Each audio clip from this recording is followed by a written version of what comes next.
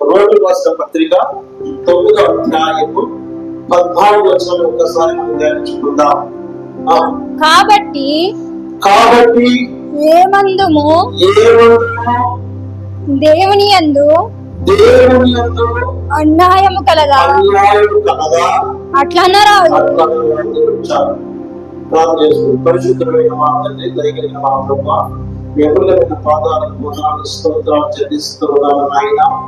నీ మాటలు బట్టి శక్తి బట్టి, నీ మాటలు సాధించ బట్టి, నీ మాటలు కలిసి కనుక మాటలు మొదటి మాట్లాడి దాసు నోటి మీద పోయాలని విదాసును అభిషేకించి విదాసు మళ్ళీ వచ్చిందైనా సత్యమైన మాటలు ప్రభావ, విత్తనమైన మాటలు ప్రభావ, మీ వాక్యం వింటున్నారా? ప్రతి ఒక్కరు హృదయంలో నాటబడినట్టున్నాయా? ప్రతి కార్య ఆత్మ కార్యాలను తొలగించి మీ నామానికి మహిమని వాక్యం వినగానే చేస్తే ఆత్మ మీరు నడిపించుకొని మీకే ఘనత చెల్లిస్తూ అయ్యా, నీ మాటలు పడకపోతే శుద్ధి వంటివినైనా, నీ మాటలు సాధన సత్తు వంటివి, నీ మాటలు మాటలు కలిసిన అగ్గి వంటివైనా మాట్లాడి మాట్లాడదు వినగలమని సాధించేసే జ్ఞానం ఆత్మ నిరంతరం మీకే ఘనత మహిమ చెల్లిస్తూ యేసయ్య పరిశుద్ధ నామములో కోరుకుంటున్నాము తండ్రి. ఆమేన్. హల్లెలూయా. ప్రభువు ప్రియమైన దేవుని యొక్క సత్యమా, ఇక్కడ అపోస్తలుడైన పౌలు ఒక మాట ఇక్కడ ముందుకు తీసుకొచ్చి మన ముందు ఉంచాడు. ఏమంటారా? కాబట్టి ఏమందుము దేవుని యందు అన్యాయము కలదా అట్లా రాదు. ఇక్కడ యాకోబు దేవుడు, ఎవరు దేవుడు? యాకోబు దేవుడు కదా. మరి అబ్రహాముకు ఇషాకు పుట్టాడు కదా. ఇస్మాయిల్ ఇషాకు ఫస్ట్ పుట్టింది. ఇస్మాయిల్ పెద్ద కుమారుడు, రెండో కుమారుడు. అయితే ఇస్మాయిల్ దేవుడు దృష్టిలో లేవు. ఒకే కుటుంబంలో ఉన్నమా బాగా జాగ్రత్తగా వినాలని గ్రహించుకోవాలి. ఎందుకంటే మరి యాకోబుకు ఏశావుకు ఇస్మాయిల్ ఎంతమంది పిల్లలు? ఇద్దరు కదా. పెద్ద కుమారుడు ఎవరు? ఏశావు కదా. చిన్న కుమారుడు ఎవరు? యాకోబు. ఇషాకు పెద్ద కుమారుడు ఏశావు, చిన్న కుమారుడు యాకోబు. ఇక్కడ ఒక కుటుంబం. మరి ఇద్దరి యొక్క వ్యత్యాసాలు ఏమిటో ఇక్కడ అపోస్తలుడైన పౌలు దేవుని యొక్క ఉద్దేశాన్ని మన ముందుకు తెచ్చి పెట్టాడు కదా. ఈ అంశము యాకోబు దేవుడు. అంశం ఏంటి? యాకోబు దేవుడు. ఇక్కడ యాకోబు దేవుడు అని లేఖనం భాగమంతా మనం గ్రహించుకుంటే మరి యాకోబులో ఉన్న ఏశావులో లేనిది యాకోబులో ఉన్నదేంటి కదా. ఇక్కడ ఒక కుటుంబమే. ఇషాకు జన్మించిన ఇద్దరు కుమారుడు. అయితే ఏశావు దేవుని దృష్టిలో ద్వేషించబడ్డా, ఆశీర్వదించబడ్డా? యాకోబు ఆశీర్వదించబడ్డా, తిరస్కరించబడ్డా? ఆశీర్వదించబడ్డా. దేవుడు హృదయంగా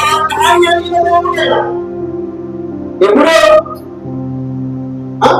ఒక మనుషులతో సాహసం చేసినప్పుడు వాళ్ళ దగ్గరగా ఉన్నప్పుడే వారి జీవితం ఏంటో మనకు అర్థమైంది. అర్థం కాదు. ఎప్పుడు మనతో ఏదో బాగుండి మనల్ని ఏదైనా ఒకవేళ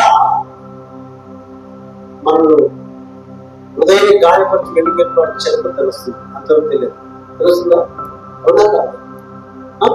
అయితే దేవుడు మరి ఒకరు ద్వేషించడం ఏంటి, ఒకరు ప్రేమించడం ఏంటి? దేవుడు ఎందుకు అలా చేయడం? ఆయన కర్ణాడు కదా, ఆయన గెలవడం కదా. అవునా కాదు? దేవుని యొక్క సంగమ. ఇక్కడ ఇద్దరు వ్యక్తుల్లో ఉన్న వ్యత్యాసం ఏంటి? ఇద్దరు వ్యక్తులు ఉన్న గురి ఏంటి? ఇద్దరు వ్యక్తులు ఉన్న దర్శనం ఏంటి? ఇక్కడ మనం బాగా గ్రహించుకోవాలి, తెలుసుకోవాలి. హల్లెలూయా. అందుకే మరి దేవుడు ఇద్దరు పిండమై ఉన్నప్పుడే, అంటే ఇద్దరు పిండముగా ఉన్నప్పుడే మరి ఎటువంటి వాడు దేవుడు ఎదుగుతున్న దేవుడు అయినా. హల్లెలూయా. చూడండి, పైన 13 చదివితే అక్కడ యాకోబును ప్రేమిస్తున్నాడు, ఏశావును దేవుడు ద్వేషిస్తూ ఉన్నాడు. ఇందు గురించి నేను యాకోబును ప్రేమించితిని, ఏశావును ద్వేషించితిని అని ద్వేషించితిని అని రాయబడి ఉన్నది. ఎవరు ద్వేషిస్తున్నాడు, ఎవరు ప్రేమిస్తున్నాడు ఇక్కడ? మరి దేవుడు దేవుడికి అవసరం పెట్టి దేవుడు కార్యాలను చేశాడు కదా. అయితే పిల్లలు ఇంకా పుట్టక ముందే పిండమై ఉన్నప్పుడే, ఇప్పుడు పిండమై ఉన్నప్పుడే ఒక దేవుడు ప్రేమిస్తున్నాడు, ద్వేషిస్తూ ఉన్నాడు. ఎందుకంటే వారి హృదయాంతరంగా దేవుడు ఎదిగిన వాడు. హల్లెలూయా. అవునా? అయితే ఏశావు రిబ్కా ప్రసన్నమైన ఉంటున్నాడు, తల్లి కడుపులో ఉంటున్నాడు, భయం కలిగిన వాడు కాబట్టి అందుకే ఏశావు ముందు బయటకు వచ్చాడు. ఏశావు పెద్దవాడయ్యాడు. యాకోబు తర్వాత ఇద్దరు కౌరులు కదా. మరి తల్లి గర్భంలో ఉన్నప్పుడు, పిండమై ఉన్నప్పుడే ఒకరిని ప్రేమించాడు, ఒకరిని ద్వేషించాడు దేవుడు. కారణం ఏంటి? ఆయన దయామయుడు కదా, ఆయన కరుణామయుడు కదా, ఆయన ఎలాంటి వారిని ప్రేమించేవాడు కదా. అవునా కదా? అయితే ఇక్కడ ఇద్దరు వ్యక్తులు పిండమై ఉన్నప్పుడు జీవిత చరిత్రను దేవుడు తెలుసు. హల్లెలూయా. అవునా కదా? అయితే ఒకడు మంచివాడు కావచ్చు, ఒకడు చెడ్డవాడు అని చెప్పి దేవుడు బాగా తెలుసు. తెలుసా తెలియదు? హల్లెలూయా. మరి ఆ సమయంలో మరి యాకోబును దేవుడు గ్రహించింది, ఏశావును గ్రహించింది. ఈరోజు రక్షణ పొంది దేవుని సన్నిధికి వస్తున్నాడు. నిన్ను నన్ను దేవునిలో గ్రహించేది, మనం గ్రహించేది గ్రహిస్తారా? గ్రహించడా?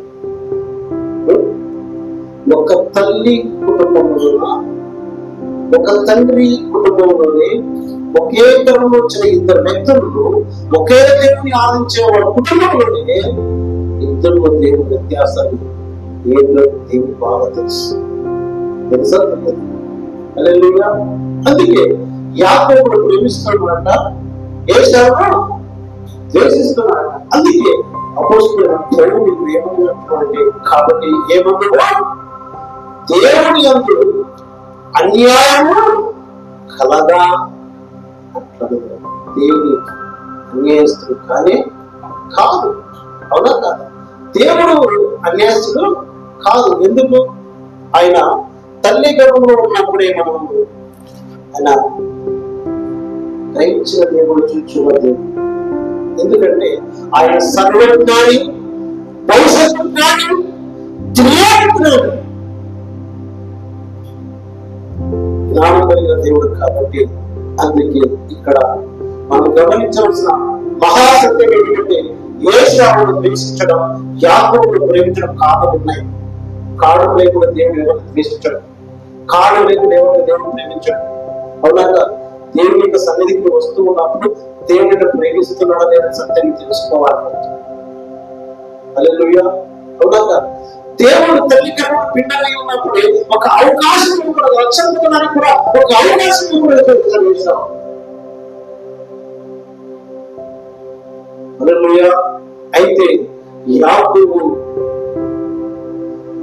ఏశావు గమ్యాలు వేరే ఉన్నాయి, గమ్యాలు వేరే ఉన్నాయి. నిరీక్షణానికి దేవుడికి ఎన్నో అది దేవుడికి కారణమైంది. అందుకే ఇంతకు దేవుడు యాకోబును ప్రేమించడానికి యాకోబు ఉన్న మంచి ఏంటి? దేవుడు మంచి ఉంటే ప్రేమిస్తాడా, చెడు ఉంటే ప్రేమిస్తాడా? మీ శరీరం అంతా బాగా గమనించండి. కాళ్ళు పెద్దగున్నాయి, చేతులు పెద్దగున్నాయి, ప్రతి అవయవాలు పెద్దకున్నప్పుడు నీ శరీరం అంతా చిన్నది మాత్రమే ఆశ్రయించబడుతుంది. కూడా అసహించుకుంటుంది. ఎక్కడైనా కప్పు, ఎక్కడైనా వాసన వచ్చినప్పుడు ఆ చిన్న రంధ్రం ఉన్న వాసన ఎప్పుడైనా విన్నా దురవాసన వాసనలుతామా? ముక్కులో నుంచి శరీరం అంతా బాడీ అంతా పెద్దగున్నా కూడా, నీ శరీరం అవయవం అన్ని కూడా పెద్దగున్నా కూడా నీ ముక్కు చాలా చిన్నది కదా. ఆ చిన్న రంధ్రం నుంచి మంచి వాసన, దురవాసన. మంచి వాసన పీక్కు తీసుకుంటావు, దుర్వాసన బయటికి వదులుతావు. అవునా? దుర్వాసన అనేది ఎప్పుడైనా వచ్చినప్పుడు దాన్ని తీసుకుని అక్కడ కూర్చోగలుగుతావా? కూర్చోగలుగుతావా? కూర్చోలేదు. అవునా? దుర్వాసన వచ్చిన వెంటనే ముక్కు మూసుకుంటావు, అక్కడి నుంచి నిలవడానికి కూడా అవకాశం ఉంది. నిలబడతావు, ప్రయత్నం చేస్తావు, వెళ్ళిపోవడానికి వెళ్ళిపోతావు, కానీ అక్కడ నిలవచ్చుకోవడానికి మీరు సాధ్యం కాదు. అవునా? అయితే దేవుడు ఇంతకు దేవుడు యాకోబును ప్రేమించడంలో యాకోబును మంచి దేవుడు ఈరోజు దేవుడు అన్నట్టు వస్తున్నప్పుడు దేవుని ప్రేమించాలి. ప్రేమించాలా ప్రేమించకూడదా? దేవుని ప్రేమించాలా ప్రేమించకూడదా? దేవుని ప్రేమించి యాకోబును ప్రేమించిన దేవుడిని ప్రేమించాలంటే యాకోబును మంచి ఏంటి, ఏశావును చెడు ఏంటి? ఈరోజు మనం కూర్చోవద్ద మనలోకి వెళ్ళలేదు సుమా. అవునా కాదు? దేవుని కోసం చెప్పే వాళ్ళందరూ మనం అనుకుంటారు. ఎందుకంటే ఇలా మంచి ఏంటో చెడు ఏంటో దేవుడికి తెలుసు. ఇలా మంచి ఏంటో చెడు ఏంటో దేవుడికి ముందుగా తెలుసు. అందుకే యాకోబు దేవుడు మంచి ఏంటో దేవుడు తెలుసు, ఏశావు చెడు ఏంటో దేవుడికి బాగా తెలుసు. అయితే దేవుడు ద్వేషించడానికి ఏశావు ఉన్న చెడు ఏంటంటే, ఈ లోకైతే చూస్తే యాకోబు మోసగాడు. అవునా? యాకోబు లోకరీతిగా సర్వరీతిగా చూస్తూ గమనిస్తూ ఉన్నట్లయితే యాకోబు మోసగాడు. యాకోబు తండ్రిని మోసం చేశాడు, యాకోబు అన్నను మోసం చేశాడు. అవునా? ఏశావు మోసం చేయలేదు. మరి ఏశావు మంచోడే కదా. మంచివాడు ఎవరైనా మనుషులు చూస్తూ ఉన్నప్పుడు, సమాజం చూస్తూ ఉంటే ఏశావు మంచితనం కనబడుతుంది, కానీ యాకోబు మోసతనం. అయితే దేవుని దృష్టిలో యాకోబు మంచి కనబడుతుంది, ఏశావు దేవునికి చెడు కనబడుతుంది. ఈరోజు ప్రపంచం అంతట్లో కూడా ఎవరు కూడా నీతిమంతులుగా బ్రతుకుతున్న వారందరూ కూడా యాకోబు లాగా మోసం చేసి ఒక వాళ్ళని జవాబు దేవుడు చెల్లిస్తారేమో, ఒకవేళ దేవుడు గ్రహించిన దేవుడు. అందుకే ఏశావులాగా మంచి అంటే ఏ తప్పు చేయకూడగా, ఏ పాపము చేయకూడగా, ఏ దేవుడు చేయకూడగా, ఏ వ్యభిచారం చేయకూడగా ఏశావులాగా ఉన్న అనేక పెద్ద మంది వెళ్ళగలుగుతారా? వెళ్ళలేదు. అవునా? అంటే యాకోబులో ఉన్న మంచి ఏంటి? ఇక యాకోబు గురించి లేక మనం అతను మోసగాడని చెప్తున్నాం. అవునా? మోసం చేశాడు, అన్నను మోసం చేశాడు, తండ్రిని మోసం చేశాడు కదా. అయితే ఏశావు మోసం చేయలేదు. అయితే యాకోబు తన మరి అబద్ధాలతో జీవితం కదా. మరి యాకోబు అబద్ధాలతో జీవించిన వ్యక్తి మరి ప్రభుత్వ ప్రియమైన దేవుని యొక్క సంగమ. ఇక్కడ మనం గమనించినట్లయితే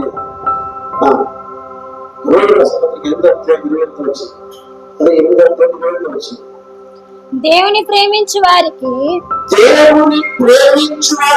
అనగా ఆయన సంకల్పము చెప్పన పిలువబడిన వారికి మేలు కలుగుటకై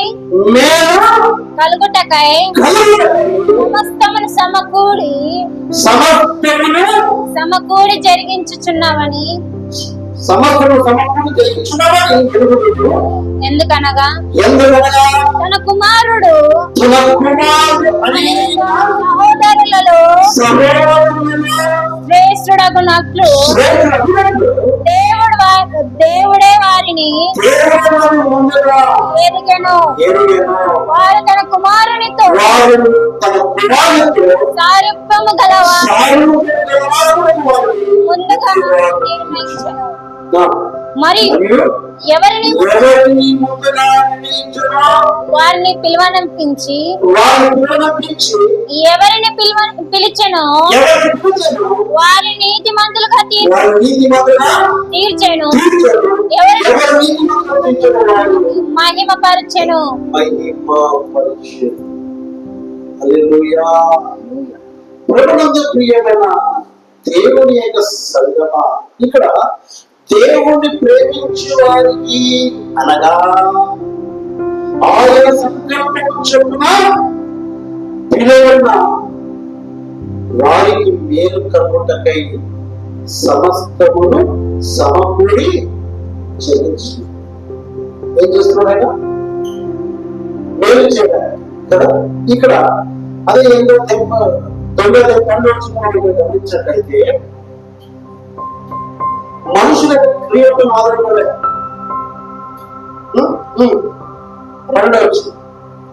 ఒకని వల్ల గర్భం అయినప్పుడు ఏర్పాటు అనుసరించిన దేవుని సంకల్పం పిలుచువాని మూలం పిల్లింక పుట్ట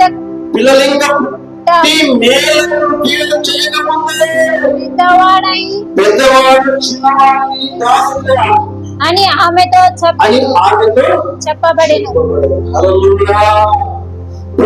ప్రియమైన దేవుని యొక్క సంగమ, దేవుడు యాకోబును పిలిచి ఆయన ఉద్దేశం ఏంటి, యాకోబును ఆయన మంచి ఏంటినది దేవుడు ఇక్కడ గ్రహించారు. అందుకే ఈ రెండు మనం గమనించినట్లయితే అపోస్తలుడైన పౌలు ఈ యొక్క మన ముందుకు తీసుకుని చదివే విషయాలు కదా. ఇక్కడ ఏమిటంటే దేవుని ప్రేమించువారి అనగా ఏమిటంటే దేవుని ప్రేమించువారి అనగా ఆయన సంకల్పం చొప్పున పిలువబడిన వారికి, ఎవరికి? సంకల్పం చొప్పున పిలువబడిన వారికి. మరి పిలువబడిన వారికి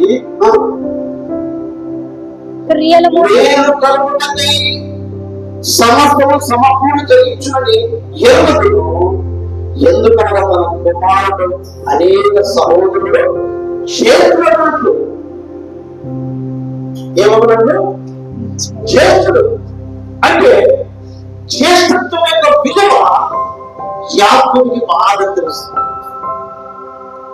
జ్యేష్ఠత్వం యొక్క విలువలో యాకోబుకి బాగా తెలుసు. కాబట్టి ఎప్పుడైతే ఏశావు ఏ ఒక్క అవకాశం దొరికినా వదలకుండా కాసుకుంటూ దేవుని యొక్క సంగమా, మనకు దేవుని నమ్మకం, దేవుని రక్షణ పొందుకుని బాప్తిసం తీసుకుని దేవుని మరణానికి వస్తున్నప్పుడు దేవుడు మనం ఎప్పుడు కూడా సైతానికి ఏ ఒక్క అవకాశం కూడా ఇవ్వడానికి మనం అవకాశం ఇవ్వం. ఇక్కడ మరి యాకోబు జ్యేష్ఠత్వం యొక్క విలువలో యాకోబుకి బాగా తెలుసు. అందుకే ఎప్పుడైనా అవకాశం దొరకవచ్చు. అవకాశం దొరికినప్పుడు ఎలాగైనా లాక్కున్నాడు. నేను పొందినది నేను పొందవలసింది నేను వదలని చెప్పి యాకోబు ఎప్పుడు చూస్తానే ఏమన్నా. ఎందుకంటే జ్యేష్ఠత్వం యొక్క విలువ యాకోబుకి బాగా తెలుసు. రక్షణ పొందిన విలువ మీకు బాగా తెలిసి ఉండాలి. అవునా కాదు? అందుకే ఈ జ్యేష్ఠత్వం యొక్క హక్కులు ఎందుకంటే తన కుమారుడు సహోదరుడు చేసినప్పుడు దేవుడు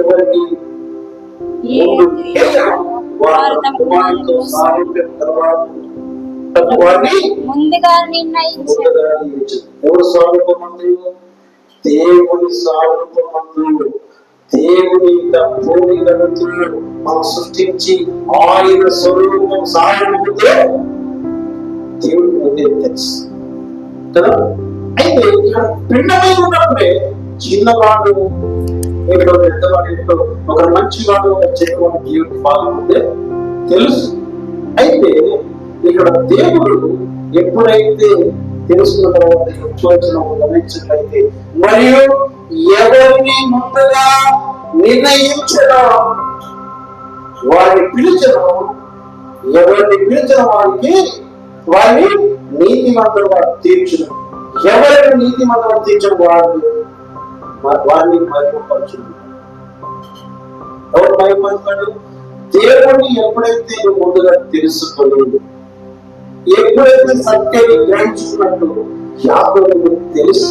అందుకే యాకోబును దేవుడు ఏం చేశాడంటే, యాకోబును జ్యేష్ఠత్వం యొక్క విలువ యాకోబు బాగా తెలుసు కాబట్టి తనన్నది ఎప్పుడు కూడా ఏదో ఒక అవకాశం దగ్గర వదలకూడదు అని చెప్పి అవకాశం ఇవ్వగలుగుతారు. ఎందుకంటే జ్యేష్ఠత్వం యొక్క విలువ ఏంటో, జ్యేష్ఠత్వాన్ని దేవుడు పిలిచిన వారు, నీతిమంతులను పిలిచిన వారు నీతిమంతుల దేవుడు అటువంటి వారు దేవుడు మహిమపరుస్తాడు కాబట్టి, గణపరుస్తాడు కాబట్టి. అందుకే ఆ గణపతిని మహిమపరచాలంటే దేవుడు మరి ఎలా అర్హత యాకోబుకి బాగా తెలుసు. యాకోబుకి బాగా తెలుసు. అందుకే దేవుని యొక్క సంగమ దేవుని మనకి వచ్చే ఓడిపోమని కాదు. మరి యాకోబులో ఏసౌ ఇద్దరు అన్నగానే కదా, తల్లిగడు పిండమై ఉన్నప్పుడే, చిన్నతనం పిండమై ఉన్నప్పుడే మంచి యొక్క చెడు ఏంటో దేవుని బాగా తెలుసు. తెలుసా? అయితే ఇక్కడ మనం గమనించినట్లయితే మరి యాకోబు ఎప్పుడైనా ఒక అవకాశం దొరుకుతుందేమో అని చెప్పి ఎదురు చూస్తున్నాడు. ఏ చిన్న అవకాశం కూడా యాకోబు వదిలి పెట్టకుండా ఏం చేస్తున్నాడు? అలా ఎదురు చూస్తున్నాడు. ఎదురు చూస్తున్నప్పుడు యాకోబు దేవుడు అవకాశం వచ్చింది. చూడండి, ఆదికాండం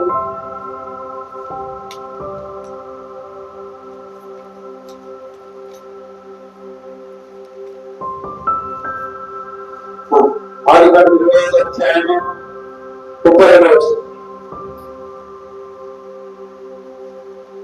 ఈ యొక్క ఏసావు ఆపకున్నాడు. యాకోబు ఏదో ఒక అవకాశం దొరుకుతుందని చెప్పి జ్యేష్ఠత్వం ఎలాగైనా లాక్కోవాలని చెప్పి జ్యేష్ఠత్వం యొక్క విలువేంటో యాకోబుకి బాగా తెలుసు. జ్యేష్ఠత్వం యొక్క ఆశీర్వాదం ఏంటో యాకోబుకి బాగా తెలుసు. అందుకే ఏసావుకు యాకోబు ఎప్పుడైనా ఒక అవకాశం దొరుకుతుందేమో అవకాశాన్ని బట్టి లాక్కోవాలి, ఆ జ్యేష్ఠత్వం యొక్క ఆశీర్వాదాన్ని నేను ఎలాగైనా లాక్కోవాలని చెప్పి యాకోబు ఎదురు చూస్తూ ఉన్నాడు. అయితే ఏసావు ఆకలికున్నాడు. ఆకలికొని అక్కడ ఏసావు యాకోబుని అడుగుతూ ఉన్నాడు. చూడమ్మా, నేను చావబోతున్నానుగా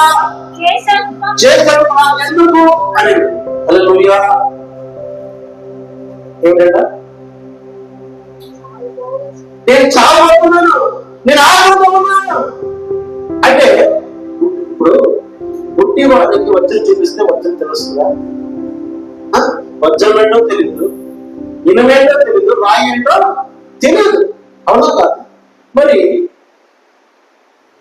కన్నున్న వాళ్ళకి చూడగలుగుతాం. వజ్రం ఏంటో, రాయి ఏంటో, ఇనమేంటో మరి బాగా తెలుసు. అవునా? ఇక్కడ ఏసావు ఆత్మీయంలో పుట్టినాడు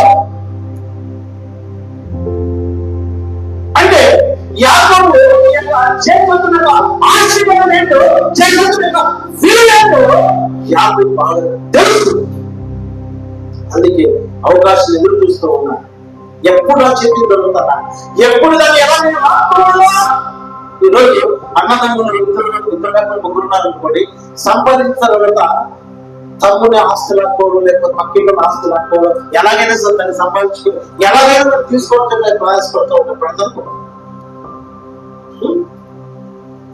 ప్రయాసపడతారా? పడతారు. పక్కలో ఇల్లు ఉందనుకోండి, ఆ ఇల్లు కూడా ఆడుకోవాలంటే దాన్ని ఎలాగైనా కష్టపడి ఎట్టగానే అప్పు సప్పు లేకపోతే ఏదైనా సంపాదించడం ఎట్టైనా చేసుకొని తీసుకోవాలని చెప్పి ప్రయత్నంగా పడుతుంది, ప్రయాసపడుతుంది. పడతారు. ఎందుకు? అది తీసుకుంటే నాకు ఇంకా కలిసి వస్తుంది, నాకు ఇంకా పెద్దగా ప్రతి ఒక్కటి ఆశ ఉంది. అవునా? మరి అయితే యాకోబుకు జ్యేష్ఠత్వం ఆశీర్వాదం ఏంటో, ఇప్పుడు ఆశీర్వాదం తెలియని వాళ్ళకి ఆశీర్వాదిస్తాడు దేవుడు అంటే ఏమర్థం చెప్పండి? దేవుడు మాట్లాడినట్టు దేవుడిని ఆశీర్వదించడం ఏమర్థమవుతుంది? అర్థమవుతుందా?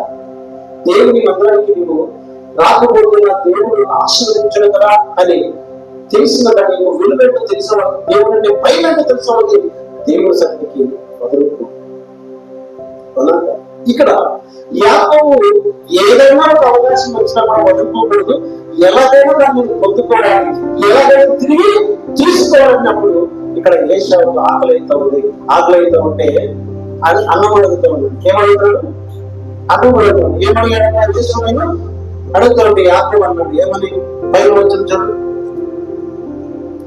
చదువు. నేను అలసి ఉన్నాను, నేను అలసి ఉన్నాను, నా ఎర్రగా నన్ను దానిలో కొంచెము దయచేసి. 31. అందుకు యాకోబు నీ జ్యేష్ఠత్వము నేడు నాకు ఇవ్వమని అడగగా ఏశావు నేను చావబోవచ్చున్నాను కదా.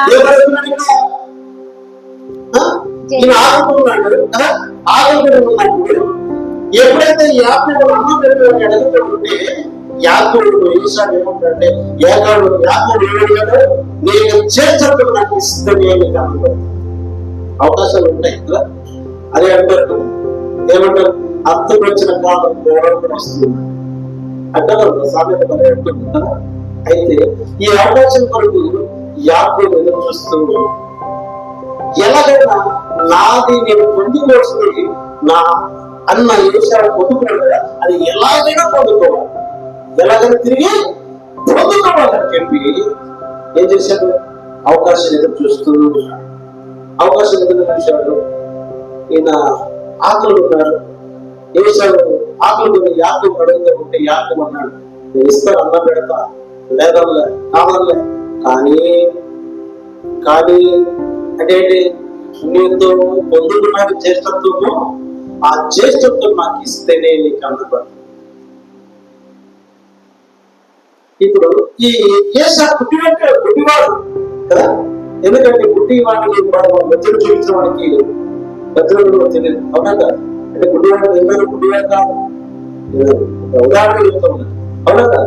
అయితే ఏశావుకు జ్యేష్ఠత్వం యొక్క విలువ అర్థం కాలే. యేసు నమ్మకం తెలుసని కానీ రక్షణ పొందుకుంటే రక్షణ విలువ తెలియలోకి ఎంత ఉంది. రక్షణ అర్థం కాదు. అవునా కాదు? అలాగే ఏశావు కూడా జ్యేష్ఠత్వం యొక్క విలువ ఏంటో అర్థం కాలేదు ఏశావు కదా. అయితే ఇస్తాను కదా. ఏశావు ఏమన్నాడు? నేను చావాలన్నాడు కదా, జ్యేష్ఠత్వం నాకు ఎందుకు అని. అది అసలు విషయం. జ్యేష్ఠత్వం అంటే శ్రేష్టమైన ఆశీర్వాదాన్ని ఏశావు క్షుణ్ణంగా చూశాడు. ఏం చూశాడు? జ్యేష్ఠత్వం అనే శ్రేష్టమైన ఆశీర్వాదాన్ని ఏశావు క్షుణ్ణంగా చూశాడు. అవునా? శూన్యం చూసేటానికి నేను చావడం నాకెందుకు చేస్తాను.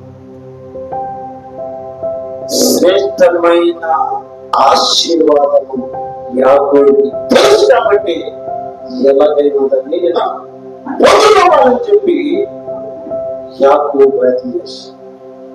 యాకోబుకు తెలుసు ఆయన పురుడే కాదు, తల్లిగా ఉన్నప్పుడు పిండగా ఉన్నప్పుడే మనసిని గలవాడని తెలుగులో హోషేయ గ్రంథము 12 గమనించట్లయితే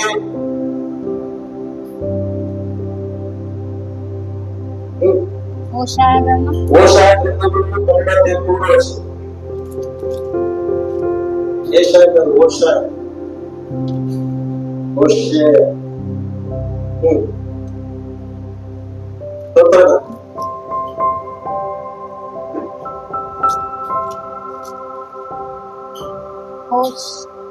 తల్లి గర్భమందు 12 తల్లి గర్భమందు యాకోబు తన సహోదరుని పట్టుకొని మగసిరి అతడు దేవునితో పోరాడు. ఎక్కడండి? ఎక్కడ పోరాడు? తల్లి గర్భమందు. ఎందుకంటే జ్యేష్ఠత్వం అనేది శ్రేష్టమైన ఆశీర్వాదము. యాకోబు బాగా పెరుగుతాడు. అందుకే జపించబడేది తల్లి గర్భంలో ఉన్నప్పుడు పిండం ఏంటంటే మనసి దేవుడితో పోరాడుతున్నాడు. హల్లెలూయా. అలాంటి వ్యక్తి ఈ యొక్క ఊరిక ప్రసన్నమైన ఉన్నప్పుడు ఈ యాకోబును తోసివేసి ఏశావు ముందుకు జన్మించాడు. జన్మించిన చేసిన ఆశీర్వాదము దానికి వీరంలో తెలుసుకోలేకపోయాడు. ఆ యొక్క యాకోబు ఎక్కడ పోరాడుతున్నాడంట? తల్లి గర్భంలోనే మగసిగా వాడే దేవుడితో పోరాడుతున్నాడు. ఎందుకంటే జ్యేష్ఠమైన ఆశీర్వాదాలు యాకోబుకి బాగా తెలుసు. దేవుని యొక్క సంగమా, ఈరోజు దేవుడి మందానికి వస్తూ ఉన్నాడు. మిత్రులు ఒకసారి పక్కలో లేపండి. దేవుడి మందానికి వస్తున్నప్పుడు ఎప్పుడైతే శ్రేష్టమైన ఆశీర్వాదము నీకు అర్థమై ఉండాలి, రక్షణ అర్థమై ఉండాలి. అందుకే యాకోబు తల్లి గర్భంలో ఉన్నట్టుగా పిండమై ఉన్నట్టుగా ఏం చేస్తున్నాడు? మగశ్రీ గలవాడే దేవుడితో పోరాడుతున్నాడు. ఎందుకంటే దానికి శ్రేష్టమైన ఆశీర్వాదము యాకోబు బాగా తెలుసు. ఏ శబ్దం నిర్లక్ష్యం చేస్తున్న విలువ తెలియదు కాబట్టి అందుకే నిర్లక్ష్యం చేస్తూ ఉన్నాడు. అందుకే ప్రభునందు ప్రియంగా దేవుడి యొక్క సంగమ, దేవుడి యొక్క రక్షణ ఇచ్చాడంటే ఆ రక్షణ యొక్క విలువ నీకు అర్థమై ఉండాలి. ఆ రక్షణ యొక్క విలువ నీకు అర్థమై ఉండాలి.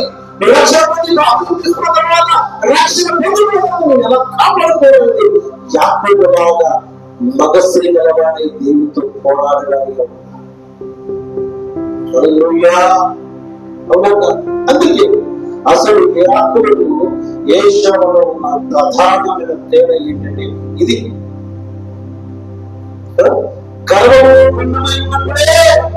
పెరుగులాడాడు యాకోబు.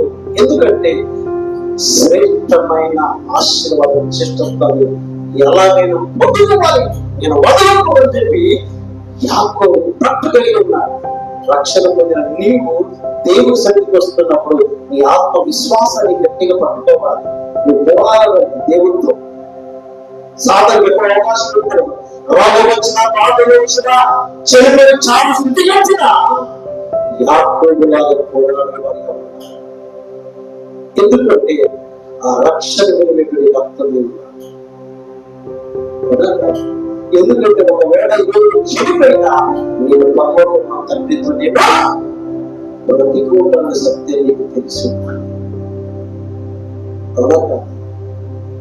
ఏదో విషయాలు ఏదో రాకపోతే పాస్ చేయమంటాడు, కాకపోతే ఏంటో అది కావాల్సిందా. నీ రక్షణ నీకు ఇచ్చిన దేవుడు రక్షించిన విలువ ఏంటో నీకు అర్థమై ఉండాలి. చావు స్థితిలో వచ్చినా, ఎటువంటి బాధలున్నా, ఎటువంటి సమస్యలున్నా, ఎటువంటి ఇబ్బందులున్నా యాకోబు ఏ విధంగా అయితే శ్రేష్టమైన జ్యేష్ఠత్వం ఆశీర్వాదాలు దాని విలువేంటో యాకోబుకి అర్థమైంది. రక్షణ విలువేంటో నీకు అర్థమైంది.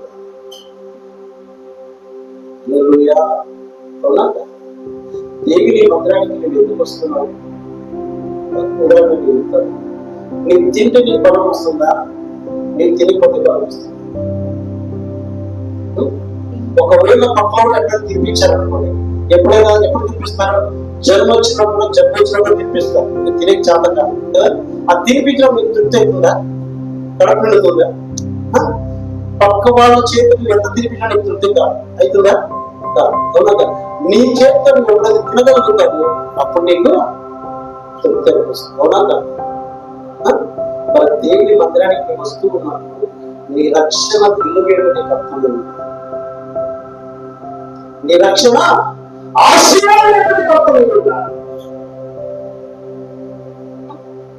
యాకోబు ఎప్పుడు కూడా ఎదురు చూస్తాడు.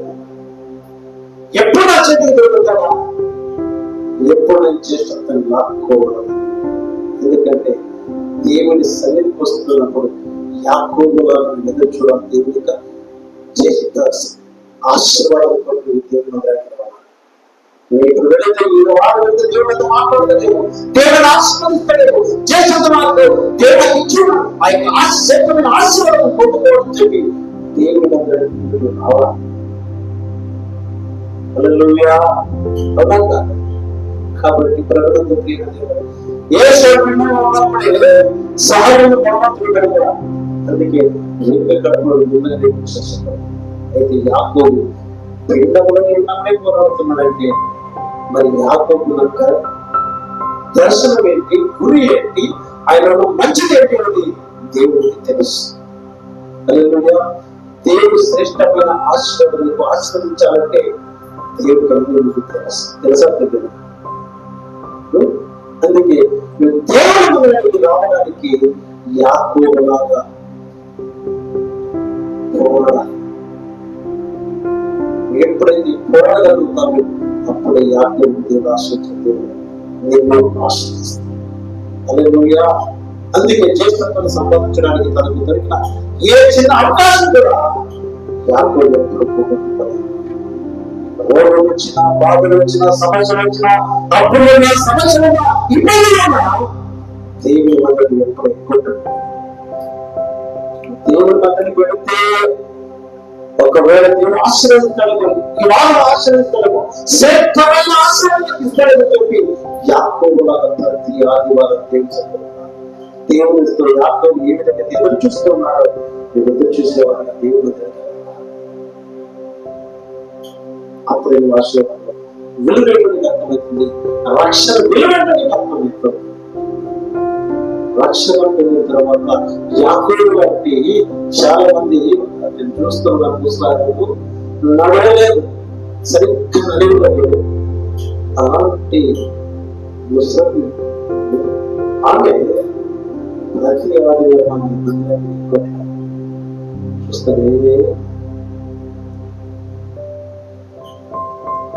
నేను ఆకృతికి నగరం వెబ్సైట్ లో కనిష్ట 10 నిమిషాలు అంత నిదానం ఎందుకు ఆమె రక్షణ దేవుడు అంటే మనకు అర్థమైంది, రక్షణ అంటే ఏంటో అర్థమైంది, రక్షణ ఆశీర్వాదం ఏంటో ఆమెకు అర్థమైంది. అలాగా అది అర్థం కాకపోతే అనేది నాకేదైనా ఇంటర్వ్యూ ప్రారంభం చేసుకోవచ్చు అనుకోవచ్చు. అలాగా ఎందుకు యాకోబులాగానే చూస్తుంది. దేవుని సరిగ్గా దేవుని ఆశ్రయిస్తారు. ఇంట్లో కూర్చొని సాకు చెప్పేది కాదు. రాకపోతే నష్టపోతే సంఘానికి దేవుడికి నష్టపోయింది. ఆ నష్టపోకూడదని చెప్పి సేవకుడు ఎప్పుడు చేస్తుంది. అందుకే ప్రభుత్వం దేవుని యొక్క సంఘం యాకోబును ప్రేమించి సాధించి జ్యేష్ఠతను సంపాదించడానికి ఏషావు యొక్క సులభతని కాపాడుకోలేకపోయాడు. ఈ రక్షణ పొంది బాప్తిసం తీసుకున్న తర్వాత ఈ రక్షణని కాపాడుకుంటున్నావో ఈ పోగొట్టుకుంటున్నావో నీ చేతిలో. అలాగా అందుకే జాబ్ వచ్చిన నాకెందుకు చేసింది. చాలా మంది దేవుడు కార్యాలు ప్రారంభం చేస్తూ ఉన్నాడు, ఆయన చేసే కార్యాలు అంగీకరిస్తారు, స్వీకరిస్తారు, ఆనందిస్తారు. ఒకవేళ దేవుడు చేసే ప్రార్థన వినలేనప్పుడు ఎందుకు వెళ్ళలేదని ఎక్కడైనా ఆలోచించారా? నీ క్రియలు బట్టి. అందుకే దేవుడు కూడా వారి క్రియలు దేవుడు తమ క్రియలు బట్టి ఆధారపడి ఉంటాయి. ఎప్పుడైనా ప్రార్థన చేస్తున్నాడు, నీకి దేవుడికి అడ్డమైన పాపం ఏదైనా ఉందా?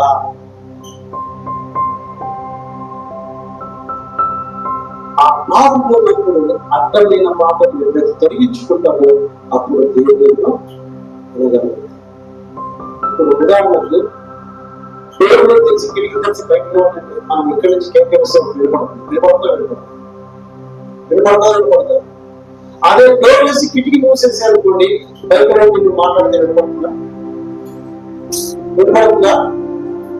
వినపడదు. అవునా? అంటే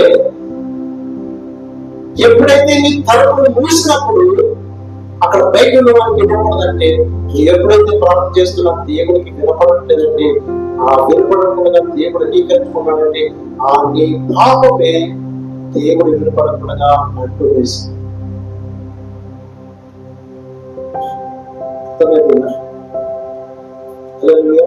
అవునా కాదు? అందుకే దేవుని యొక్క సంగమా, జ్యేష్ఠత్వమని ఆశీర్వాదాలను విలువను ఏసావు గ్రహించుకోలేకపోయాడు, యాకోబు గ్రహించుకోలేదు. రక్షణ పొందిన విలువ నీవు గ్రహించుకోలేకపోతే నీ ఆశీర్వాదాలు పోగొట్టుకుంటావు. ఏసావు పోగొట్టుకుంటాడు. ఒక్క గుడ్డి కోసమే తన జ్యేష్ఠత్వం శ్రేష్టమైన ఆశీర్వాదాన్ని తన తమ్ముడికి అప్పవేసింది.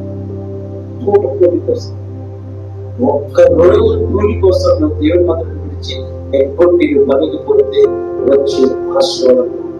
దేవుని మందిరంలో ఒక్క రోజు పెడితే ఎన్ని రోజులంట? 1000 రోజులు. ఒక్క పూట కూలి కోసం ఒక్క రోజు కూలి కోసం వెళ్ళినట్లయితే దేవుని యొక్క సన్నిధిలో దేవుని యొక్క ఆశీర్వాదం, ఎన్ని రోజుల ఆశీర్వాదం? 1000 రోజుల ఆశీర్వాదం. ఎవరు వస్తుంది? సేవకుడా, దేవుడా? ఇక్కడ ఏసావు ఉన్నది ఏసావు నష్టమా, దేవుడికి నష్టమా? యాకోబు పొందుతున్నాడు. ఎప్పుడైతే దేవుని మందిరానికి వచ్చిన వారి యాకోబు లాగా పిల్లలాగా యాకోబు లాగా ఎదురు చూసుకోవాలి, శ్రేష్టమైన ఆశీర్వాదం పొందుకోగలుగుతారు. హల్లెలూయా. అందుకే ప్రభుత్వ దేవుని యొక్క సంగమా, దేవుడు యాకోబు ప్రేమించడానికి ఏసావు దేశించడానికి ఆ శిశువు స్వభావం ఎలాంటిదో దేవుడు బాగా తెలుసు. దేవుడు నువ్వు ఆశ్రయించట్లేదు, పక్కవాడిని ఆశ్రయిస్తున్నాడు అంటే దేవుడికి బాగా ముందుకు తెలుసు. నీ ప్రవర్తన, నీ క్రియలు, నీ విశ్వాసము, నీ భక్తి, నీ భయం ఏంటో దేవుడికి బాగా తెలుసు.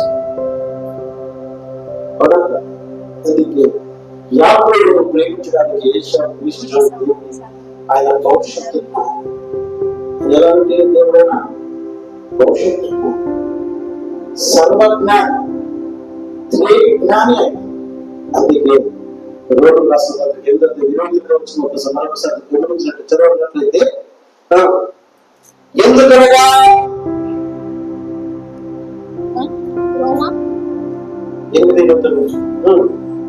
ఎందుకనగా తన కుమారుడు అనేక శ్రేష్ఠుడగునట్లు దేవుడే వారిని జ్యేష్ఠుడగునట్లు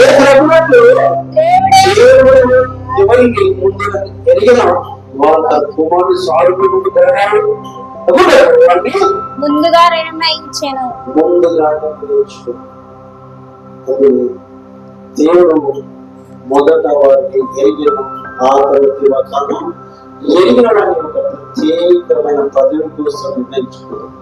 దేవుని కోసం అంటే ఒక పదవి కొరకు దేవుడు యాకోబు ఒక పదవి కొరకు నిర్ణయించుకున్నాడు. ఆశీర్వాదము, జ్యేష్ఠత్వం అనేది ఒక పదవి, ఉన్నతమైన స్థితిలో ఉంచడానికి. జ్యేష్ఠత్వం అంటే నువ్వున్న తీర స్థితిని ఉన్నతమైన స్థితిలో వచ్చినది, అది దేవుడి జ్యేష్ఠత్వము. ఆశీర్వాదానికి దేవుని తీసుకున్నాడు. దేవుని స్వాతంత్రం ఎవరైతే చేరుకుంటాడో అటువంటి వారికి దేవుడు ఆశీర్వదిస్తాడు. దేవుడి సన్నిధికి రాకుండా, దేవుడి యొక్క రక్షణ విలువ తెలుసుకోకుండా జ్యేష్ఠత్వం ఆశీర్వాదం పొందుకోవడం ఉంటే ఎలా తీర్చడం?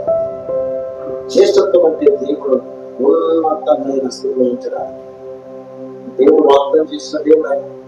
ఆయన వాగ్దానం నెరవేర్చిన దేవుడు ఆయన. దరిద్రుల పెంట గుర్తించి పైకి లేవనెత్తువాడు ఆయన. అలా ఏమి ఉన్నా ఏమి లేకున్నా దేవుని ఆశీర్వాదం ఏమంటే దీనత్వమైనది, అంటే జ్యేష్ఠత్వంలో దేవుని నిలబడినప్పుడు ఉన్నతమైన ఆశీర్వాదం. ఆ విలువెట్టడానికి అర్థం కావాలి, ఆ సత్యం వేయడానికి అర్థం కావాలి, ఆ రక్షణ నిలబెట్టడానికి అర్థం కావాలి. అంటే నేను చూస్తూనే ఉన్నా, ఏ స్థితిలో నేను వచ్చాను, ఏ స్థితిలో దేవుడు పరిచయం నిలబెట్టాను, ఏ స్థితిలో దేవుడు వచ్చాను కంటి కనబడుతుంది. అంటే దేవుడు ఆయన స్వరూపం సారూపం శ్రేష్టత్వం యొక్క ఆశీర్వాదం దేవుడు ఇవ్వడానికి ఇచ్చిన వాళ్ళగా ఉంటారండి. అనుక్షరగా దేవుడు తన ఇస్తాను కుటుంబంలో ముగ్గురు నలుగురు సంబంధించిన అదే మూడు అదే ఆశీర్వాదం. ప్రియమైన దేవుని యొక్క సంగమా, శ్రేష్టత్వం యొక్క ఆశీర్వాదం ఏంటో దేవుడు శ్రేష్టత్వం అంటే ఉన్నతమైన స్థితిలో యాకోబులో ఎందరో యాకోబు ఎప్పుడైతే శరీరాంతరంగా అన్ని మోసం చేశాడు, అన్ని మోసం చేశాడు, దేవుని దృష్టిలో మాత్రం నీతి మంత్రులు ఎందుకు? ఆ జ్యేష్ఠత్వం యొక్క విలువ పొందుకోవడానికి, జ్యేష్ఠత్వం ఆశను పొందుకోవడానికి అతని తండ్రి మోసం చేశాడు. ప్రపంచంలో చాలా మంది కుటుంబాల్లో భర్త సంఘానికి వస్తే భార్య సంఘానికి వస్తే చాలా మంది, ఎంతో మంది భార్యకు తెలియకుండా, భర్తకు తెలియకుండా భార్యను ఎంతో మంది దేవుడికి వస్తుంది. ఎందుకంటే దేవుని యొక్క ఆశీర్వాదం కాబట్టి అందుకే దేవుడికి వస్తుంది. దేవుని యొక్క సంగమ దేవుడు మొదట వారిని ఎరిగాడు, ఆ తర్వాత ఎరిగిన వారిని ప్రత్యేకమైన పని కోసం అలా నిర్ణయించబడిన వారి కాలం సంపూర్ణమైనప్పుడు ఆయన పిలిచాడు. ఆ విధంగా పిలువబడిన వారి దేవుడు నీతి మంత్రులు తెలుస్తాడు. ఎవరైతే దేవుడు పిలిచాడో అటువంటి వారి దేవుడు ఏం చేస్తాడు? నీతి మంత్రులుగా తీరుస్తాడు. నీతి మంత్రులు వారిని దేవుడు తన భవిష్యత్తు సంకల్పము మహిమపరుస్తాడు. ఎవరైతే దేవుడు నీతి మంత్రులు ఎన్నుకొని పిలిచాడో అటువంటి వారి యొక్క భవిష్యత్తు దేవుడు మహిమపరుస్తాడు. చూసే అందరికీ ఆశ్చర్యం కలిగిస్తాడు. అందరూ అద్భుతాలు, దేవుని అద్భుతాలు పొందుకున్న అందరికి ఆశ్చర్యం కూడా దేవుని యొక్క భవిష్యత్తు ఆయన ఏం చేస్తే తన సంకల్పం చుట్టూ మహిమపరుస్తాడు. దేవుడు కనపరుస్తాడు. అందుకైతే దేవుడు చేసిన ఈ కార్యక్రమం మొట్టమొదటిగా ఫలితాన్ని విన్నదవుతున్నాను. అందుకే దేవుడు ఒక మానవుడు జ్యేష్ఠత్వం కావడానికి అనే దేవుని దృష్టి అత్యంత విలువైన విషయం ఏది? దేవుని దృష్టికి విలువైనది అది యాకోబు దృష్టిలో విలువైనది. అలాంటి వ్యక్తులకు దేవుడు కావాలి, అలాంటి వ్యక్తులే దేవుడి కావాలి. విలువ లేని వాడికి ఇచ్చిన ఆ విలువ దేవుడు పిలిచాడు. ఆయన నిన్ను మహిమపరచడానికి, ఘనపరచడానికి, నీతి మంత్రులు తీర్చడానికి ఆయన నిన్ను పిలిచాడు. యాకోబు ప్రేమించుకు మానవులు ఆరోగ్య తీర్పు తీర్చే ఏశావు యాకోబు కంటే నీతి మంత్రులుగా కనబడతారు. కానీ యాకోబు మోసం మానవ దృష్టి. అయితే ప్రభుత్వ ప్రేమ దీనికి సంగమా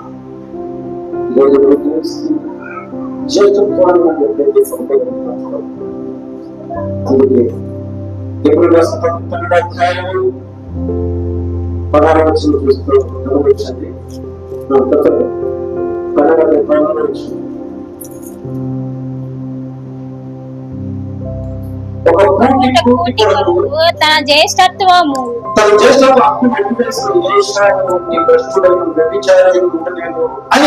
జాగ్రత్తగా చూచుకొనుడి.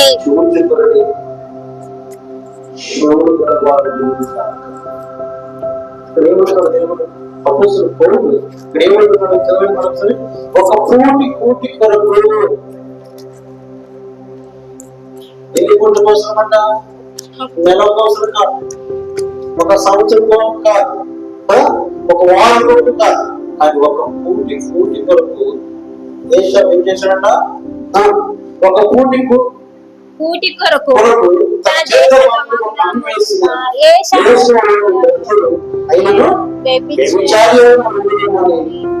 జాగ్రత్తగా చూచుకునే అంటే ఒక్క రోజు 6 రోజులు దేవుడు కష్టపడమన్నాడు, 6 రోజులు జీవితాన్ని కష్టపడి సంపాదించుకోమన్నాడు. 7వ దినం దేవుడి సన్నిధికి రాకపోతే ఏ శావలకు కష్టపడుతూ చూసుకొని జాగ్రత్త. అర్థమైందా? నువ్వు 6 రోజులు నువ్వు కష్టపడు, 6 రోజులు పని చేయమంటాడు దేవుడు కదా.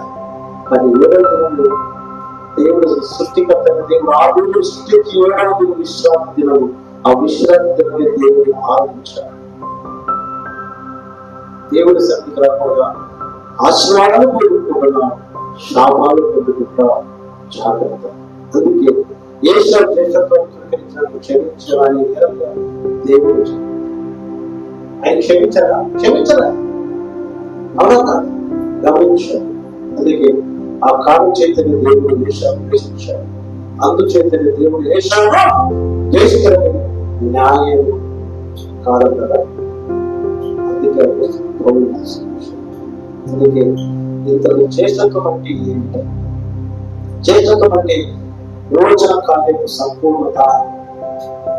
దేవుని యొక్క విమోచన కార్యపు సంపూర్ణత అని అర్థం. అంటే దేవుడు ఒక మనిషిని తన విమోచన కార్యం ప్రారంభించాక ఆ కార్యం సంపూర్ణ నెరవేర్చడానికి విజయవంతంగా ముగించబడినప్పుడే ఆ వ్యక్తి ఎలా ఉంటాడో ఆ పరిశుద్ధ మహిమ మంచి స్థితికి దేవుడు చేస్తుంది.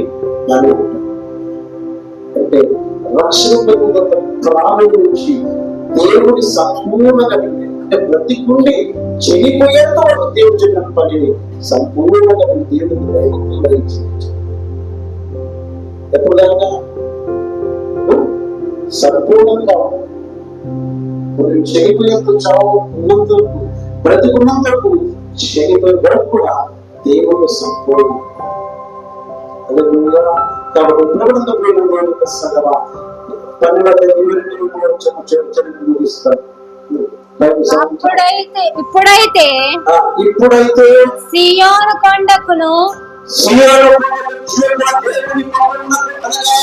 పరలోకపు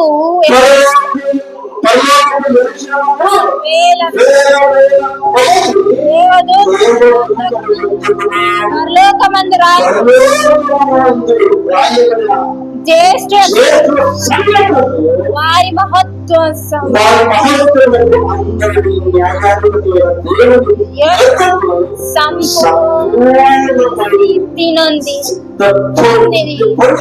నీతి మంత్రాలను ఎత్తుకును. ఎక్కడ దేవుని మంత్రానికి వస్తున్నప్పుడు జ్యేష్ఠమైన సంఘానికి ఎప్పుడైతే అందుకే ఇప్పుడైతే సీయోను కొండకు దేవుడి పట్టణం దేవుని పట్టణం అంటే దేవుని మందిరానికి నువ్వు ఎప్పుడైతే రాగలుగుతావో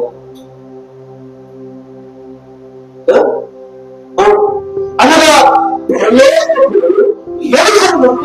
వేల కొలది దేవ దూతలు ఎందుకు ఎక్కడ దొరుకుతున్నప్పుడు దేవుని మందిరం అంటే దేవుని మందిరం అంటే ఎందుకు వెళ్ళాలి? ఆయన దేవుని యొక్క పట్టణం, ఆ పట్టణం చేరుకునే పనులు చేరుకుంటారు. దేవుని మందిరం రాకపోతే పనులు ఎలా అందుకే పర్వతం రాయడానికి జ్యేష్ఠ సంఘం ఉంది. అంటే జ్యేష్ఠుడు పరిశుద్ధంగా పరిపూర్ణంగా జీవించేవాడుగా జ్యేష్ఠ సంఘానికి దేవుడు ఏం చేసేవాడిని మహోత్సవులకు అందరినీ న్యాయాధిపతి దేవుని యొక్క సంపూర్ణ స్థితి పొందిన నీతివంతుల ఆత్మయుక్తకు నడిపిస్తారు. దేవుడు మనకి ఎప్పుడైతే వస్తారో దేవుడు జ్యేష్ఠుల సంఘానికి నీతివంతుల సంపూర్ణంగా విలుస్తున్న వాటి దేవుడు నడిపిస్తారు. అందుకే మనకి ఏమన్నా ఆయన పట్టణం చేరుకోవడం దేవుడు రావాలి అనగా లేకపోతే చేరుకోవాలి. అందుకే జ్యేష్ఠ యొక్క సంఘం పడుకున్నది చేస్తున్నటువంటి ఏంటో నీకు ఆ యొక్క విలువ యాకోబు అర్థమైంది కాబట్టి రక్షణలో నీకు అర్థమైంది. జ్యేష్ఠుల సంఘంలో నువ్వు చేరుకోవాలి. లేకపోతే సమయం దేవుడికి ముగిస్తా దేవుడి మాటలు దీవించి ఆశీర్వదిస్తాను.